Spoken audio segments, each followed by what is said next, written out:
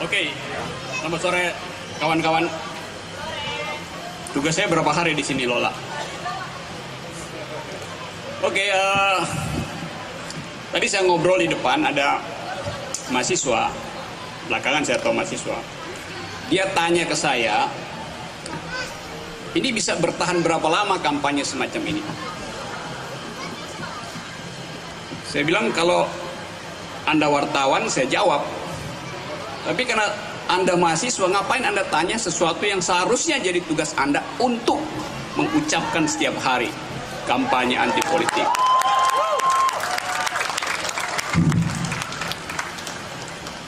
Di pintu masuk situ ada poster, spanduk. Bunyinya, kami segenap bangsa menolak politik uang. Tapi saya baca poster lain di mulut desa di sebuah kampung di Jawa. Di gerbang desa itu spanduknya bunyinya begini, saya kutip secara verbatim. Pilkada adalah perang uang. Kami menerima serangan fajar. Jadi Anda lihat bahwa ada jarak moral antara apa yang dikampanyekan di sini dan fakta di lapangan itu. Kalau kita sedikit coba analisis, apa sebetulnya isi spanduk itu? Itu adalah undangan terang-terangan pada partai politik untuk membawa uang ke kampung-kampung ke TPS dan jangan bawa pikiran. Semacam sinisme mungkin, tetapi kemiskinan di desa itu membuat sinisme itu berubah jadi pragmatisme.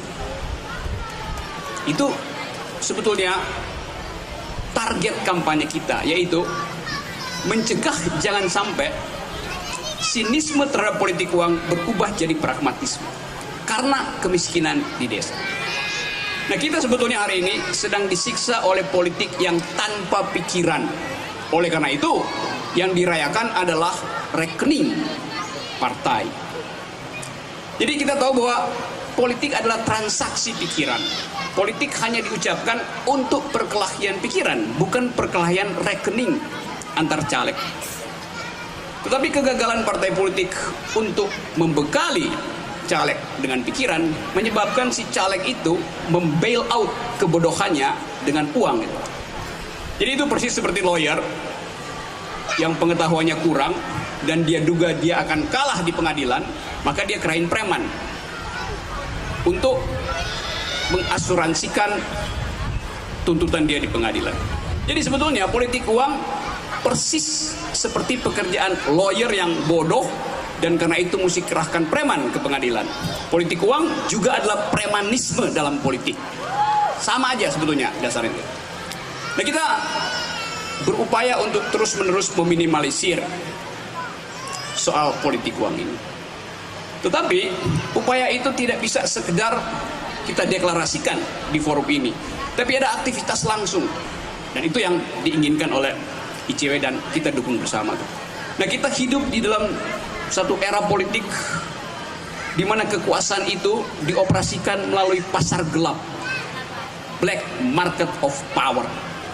Tukar tambah dokumen, tukar tambah caleg, itu sebetulnya yang membuat kita terus defisit di dalam pikiran politik, tetapi mengalami surplus di dalam ambisi politik.